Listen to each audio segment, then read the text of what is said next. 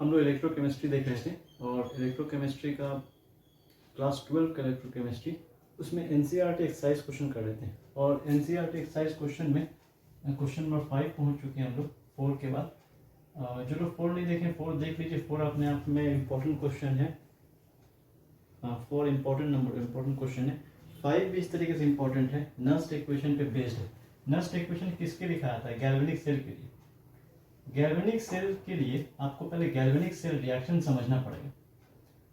ये क्वेश्चन में दिया हुआ है, ये रिप्रेजेंटेशन दिया हुआ है, ये रिप्रेजेंटेशन गैल्वेनिक सेल का है, जहाँ पे Mg ये एनोड है और यहाँ कॉपर जो सॉलिड कैथोड है।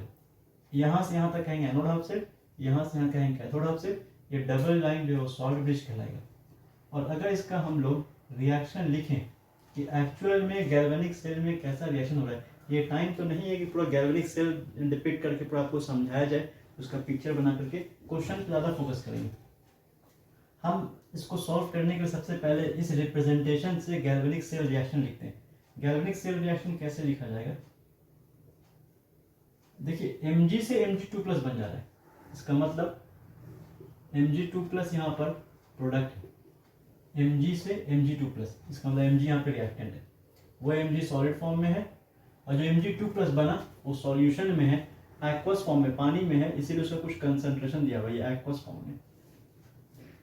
और Cu2+ से क्या बन गया? Cu, उसका मतलब एक और रिएक्टेंट है, वो है Cu2+, एक्वस जो आयंस है पानी में है, इलेक्ट्रॉन गेन करके Cu बन गया सॉलिड, जो जाके कैथोड पे डिपॉजिट रहेगा। इस तरीके से ये रिएक्शन हो गया। अब इसमें आप सोचिए Mg क्या होगा? Mg2+ बनने के लिए 2 इलेक्ट्रॉन लॉस किया होगा और Cu2+ उसी 2 को गेन करके न्यूट्रल हो गया होगा। इसका मतलब इस पूरे रिएक्शन में n का वैल्यू 2 है, number of electron transfer is 2, 2 electron transfer हो रहा है। अब नस्ट इक्वेशन कैसे लिखते हैं? नस्ट इक्वेशन लिखने का तरीका, नस्ट इक्वेशन लिखने का तरीका है E cell is equal to E0 of cell minus ये कितना टेम्परेचर 298, तो 298 में ये चीज लिखा आता है 0.0591 upon n, n is number of transfer, log product का कंसंट्रेशन बाय रिएक्टेंट का कंसंट्रेशन। प्रोडक्ट में है Mg2+ और कॉपर। Mg2+ आगे 1 है, तो जो नंबर आगे वो पावर लग जाएगा। कॉपर के आगे 1 है, 1 कॉपर है, पावर 1 लगा देंगे। अगर यहाँ मान लीजिए 2 रहता है तो यहाँ 2 लगाते हैं, तो इस तरीके से पावर लगेगा, जिससे वो रिएक्शन बैलेंस होता है, वो पावर बन जाएगा। और यहाँ हो गया प्रोडक्ट में Mg, ये भी 1 है, 1 Mg है, पावर 1, Cu2+ भी 1 है, पावर 1। ये जो लिखा गया ये नस्ट इक्वेशन हो गया। इस नस्ट इक्वेशन में एक और चीज देखिए, ये जो कॉपर है, एक मिनट, नो, ये जो कॉपर है और ये जो Mg है, ये कॉपर और Mg सॉलिड फॉर्म में, तो सॉलिड फॉर्म में इनका एक्टिव मास 1 लेंगे। ये इक्विलिब्रियम चैप्टर में हम लोग पढ़ते हैं कि कॉपर और Mg का एक्टिव मास जो सॉलिड फॉर्म उसका 1 लेंगे, तो सिर्फ बचेगा Mg2+ और Cu2+। नस्ट इक्वेशन तो लिख चुके हैं हम लोग, ये पहला सॉल्यूशन तो हम लोगों को मिल गया कि right Nernst equation, Nernst equation लिख दें। अच्छा, E0 सेल कहां से आएगा? देखिए ये जो चीज हम लिखे हैं ये क्वेश्चन में नहीं दिया हुआ है, ये क्वेश्चन में एनसीईआरटी बुक में नहीं दिया हुआ, लेकिन जब भी एग्जाम में क्वेश्चन देगा तो उसमें ये चीज जरूर देगा। तो किसी का भी आपको ऑक्सीडेशन पोटेंशियल, रिडक्शन पोटेंशियल कुछ भी रटने की जरूरत नहीं है। 2-3 का कुछ इंपॉर्टेंट याद कर लीजिए तो कोई लॉस भी नहीं। ये Mg से Mg2+ बन रहा है, मीन्स मैग्नीशियम का ऑक्सीडेशन पोटेंशियल हम लिखे हैं। मैग्नीशियम का स्टैंडर्ड ऑक्सीडेशन पोटेंशियल इतना होता है 2.36 अप्रॉक्स 2.37, दोनों तरीके से आपको मिल जाएगा कई जगह पे। और कॉपर का reduction potential Cu2+ to Cu, E stands for potential, और Cu2+ से Cu, यहाँ मतलब गेन हो रहा है, चार्ज घट रहा है, Cu2+ से 2 पॉजिटिव से 0 जाएगा, चार्ज घटना मीन्स रिडक्शन, चार्ज घट रहा है, रिडक्शन हो रहा है, रिडक्शन पोटेंशियल नॉट लगा दी means standard reduction potential of copper इतना होता है। अब किसी भी गैल्वेनिक सेल में अगर एनोड का ऑक्सीडेशन पोटेंशियल और कैथोड का रिडक्शन पोटेंशियल को जोड़ देंगे तो वो सेल का पोटेंशियल निकल जाता है। और ये स्टैंडर्ड वाला पोटेंशियल दिया हुआ है, तो standard oxidation potential of anode, standard reduction potential of cathode, इन दोनों को जोड़ देंगे तो स्टैंडर्ड सेल पोटेंशियल निकल जाएगा। इसका मतलब सेल पोटेंशियल जो होगा वो ये होने वाला है E naught mg to mg2 plus plus E naught cu2 plus to cu। ये हम लोग ई नॉट सेल के जगह लिखते हैं माइनस, अब सबका वैल्यू रखें, हम सॉल्व कर रहे हैं, ई सेल सॉल्व कर रहे हैं, ई सेल का value, E cell means EMF of cell, EMF of cell निकालने बोल रहे हैं। ये वाला फॉर्मूला क्यों लगाया 0.0591, क्योंकि 298 केल्विन पर सॉल्व करने पे नहीं आता है। एक्चुअल में यहाँ पे क्या होता है, एक्चुअल में होता है 2.303 RT बाई NF। एन तो नहीं रखते हैं लेकिन इन सबको सॉल्व करके इतना आता है, जहाँ पे टेम्परेचर हो गया 298, आर हो गया 8.314, एफ हो गया 96500 नियरली, उसको सॉल्व करने पर इतना वैल्यू आ जाएगा। और इस तरीके से ये वाला क्वेश्चन बन जाएगा। उसके बाद क्या करिए, 0.0591 को नियरली मान लीजिए 0.06 कर सकते हैं हम लोग। एन का वैल्यू हो गया 2, लॉग को लॉग रहने दिए, mg2 प्लस का क्वांटिटी, mg2 प्लस का क्वांटिटी दिया हुआ 0.001, 0.001 को हम ले सकते हैं 10 to the power -3 into copper का वैल्यू बताया 1 लेना है, जो सॉलिड उनका वैल्यू 1, mg का वैल्यू 1 इंटू cu2 प्लस का क्वांटिटी दिया हुआ है 0.0001 means 10 to the power -4, 10 to the power -4। इसको अगर रख दीजिएगा तो इसका वैल्यू हो गया 2.36 प्लस 0.34 माइनस ये कर दीजिए 0.03, कैंसिल कर दिए, लॉग। इसको सॉल्व कर 10 to the power -4 ऊपर जाए 10 to the power +4, 10 to the power -3 into 10 to the power +4 is 10 to the power 1, 10 to the power 1 means 10, और log 10 का वैल्यू 1, तो ये एक्चुअल में 1 आ गया। इन दोनों को ऐड कर दीजिए, इन दोनों को ऐड करने से आ जाएगा 2.70 माइनस 0.03 इंटू 1, सॉल्व कर दीजिए, ई सेल का वैल्यू आ जाएगा, इसको सॉल्व करेंगे तो 2.67 वोल्ट नियरली आ गया। इस तरीके से हम लोगों का ई सेल निकल गया। इसके बाद सेकंड नंबर क्वेश्चन देखते हैं, इसको नोट करिए।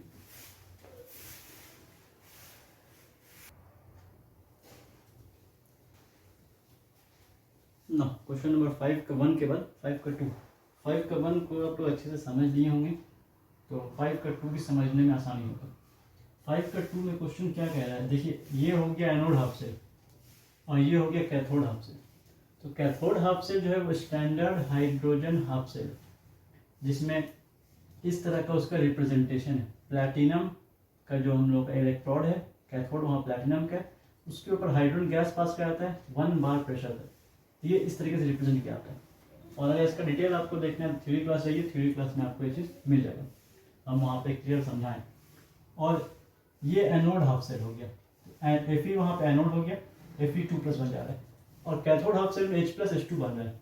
इसका मतलब अगर इससे हम रिएक्शन लिखना चाहें तो सबसे पहले रिएक्शन लिखेंगे, जो Fe सॉलिड है वो बन जा रहा है Fe2+ एक्वस, तभी जाके उसका स्टेट, तभी जाके उसका कंसंट्रेशन दिया हुआ है इतना।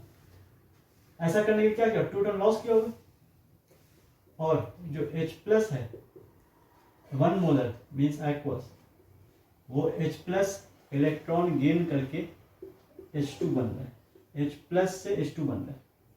अब एक और चीज, जब H+ से H2 बन रहा है तो कितना इलेक्ट्रॉन Fe लॉस किया था वो गेन कर लिया, Fe 2 इलेक्ट्रॉन लॉस किया था तो H+ 2 इलेक्ट्रॉन गेन करेगा, एक H+ एक ही गेन करेगा, 2H+ 2 इलेक्ट्रॉन गेन करेगा और जाके H2 बन जाएगा। मीन्स इस रिएक्शन में भी n का value, number of electron transfer यहाँ पर 2 है, n का वैल्यू 2 है। इस तरीके से रिएक्शन हो गया। अब इसके नेक्स्ट इक्वेशन लिख दीजिए, एक बार ट्राई करिए अपने से नेक्स्ट इक्वेशन लिखने का, कैसे लिखा जाएगा। ई सेल रिएक्शन बैलेंस है is equal to E not of cell minus 25 degree पर ही है तो 0.0591 upon n log product product Fe2 plus N2 H2 देखिए एक्चुअल में जो गैस है वो अकेले नहीं है, ये H2 हाइड्रोजन गैस प्लैटिनम के सरफेस पे जाके एड्सॉर्ब आता है। ये मान लीजिए प्लैटिनम का इलेक्ट्रोड है, वो जाके उस पर एड्सॉर्ब आता है, तो हाइड्रोजन एक तरीके से सॉलिड फॉर्म कन्वर्ट जाता है। तो यहाँ पर H2 का वैल्यू 1 ही लेंगे हम लोग, क्योंकि वहाँ पे सॉलिड जैसा उसका बिहेवियर हो जाएगा। और प्रोडक्ट में रिएक्टेंट में Fe आगे नंबर 1 है, 1 power into H plus, H plus के आगे नंबर देखिए 2 है, तो पावर 2 बन जाएगा। इस तरीके से ये रिएक्शन पूरी तरीके से कंप्लीट हो चुका है।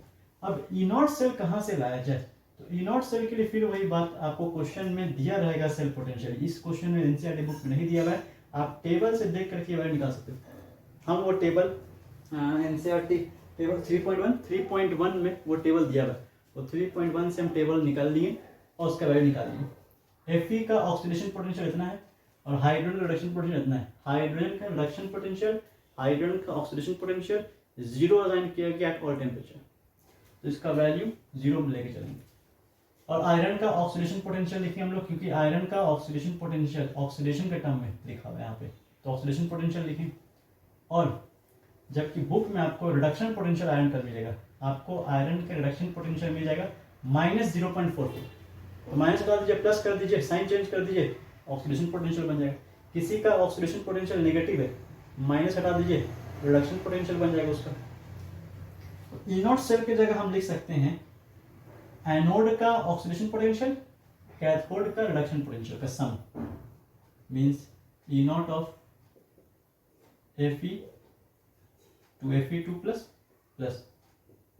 E0 of H plus to H2। ये तो हो गया हम लोगों के लिए E0 सेल निकालने का तरीका। फिर आगे माइनस में आ जाइए, 0.0591 को मान लेते हैं 0.06 अप्रोक्स, n का वैल्यू हो गया 2 लॉग Fe2 प्लस का कंसंट्रेशन दिया हुआ है 0.001 means 10 to the power -3, 10 to the power -3। H2 का वैल्यू हटा दीजिए, 1 रख देते हैं, Fe का वैल्यू 1 हो गया।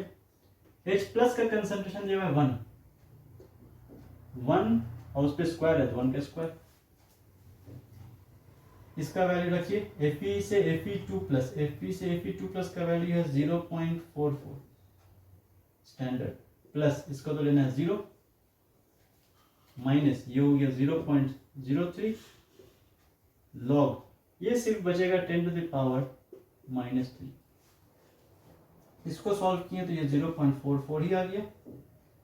अब इसमें एक चीज देखिए, एक प्रॉपर्टी होता है log x to the power a, तो ये a नंबर आगे आ जाएगा। मान लीजिए लिखा हुआ है log x to the power -a, ये माइनस से आगे आ जाएगा और log से मल्टीप्लाई हो जाएगा, तो बन जाएगा -a log x। उसी तरीके से यहाँ पर ये मल्टीप्लाई हो जाएगा, -0.03 तो रहेगा ही, log 10 टू द पावर -3 आगे आके मल्टीप्लाई हो जाएगा और बचेगा log 10।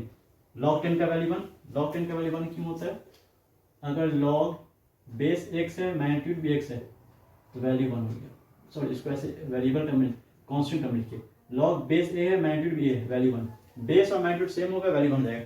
तो log जब भी लिखते हैं उसका बेस 10 होता है, छुपा हुआ है, लिखने की जरूरत नहीं, तो 10 मैग्नीट्यूड और बेस सेम है, वैल्यू 1, तो 1 इंटू समथिंग पूरा उतना ही आ जाएगा। ये कितना हो जाएगा, ये हो जाएगा 0.44, माइनस इंटू माइनस प्लस हो जाएगा एंड 0.09, और इस तरीके से ई से लागे, और इन दोनों को अगर ऐड कर दीजिएगा तो आ रहा है प्लस में 0.53 वोल्ट। इस तरीके से ये सेकंड नंबर क्वेश्चन भी हम लोगों का बन गया, ई सेल निकल चुका है। एक नस्ट इक्वेशन लिखना था, नस्ट इक्वेशन हम लोग लिख दिए, एक क्वेश्चन ये था। दूसरा ईएमएफ ऑफ सेल निकालना था, ईएमएफ ऑफ सेल निकालने का मतलब यही निकालना था, ये भी लिख दिए। इस तरीके से हम लोग यहाँ पर ये क्वेश्चन भी कर लिए। इस क्वेश्चन को बहुत ध्यान से देखिए, समझिए, बनाना जरूरी है। क्वेश्चन नंबर 4 भी बनाइए, इससे जस्ट पहले वाला 5 के बाद 6 नंबर भी कुछ इस तरह का ही है। 6 में गिब्स एनर्जी भी, उसको भी देखेंगे, लेकिन इससे पहले 5 का 3 और 4 देखेंगे। तो इसको नोट करिए और अपने से बनाने की कोशिश करिए।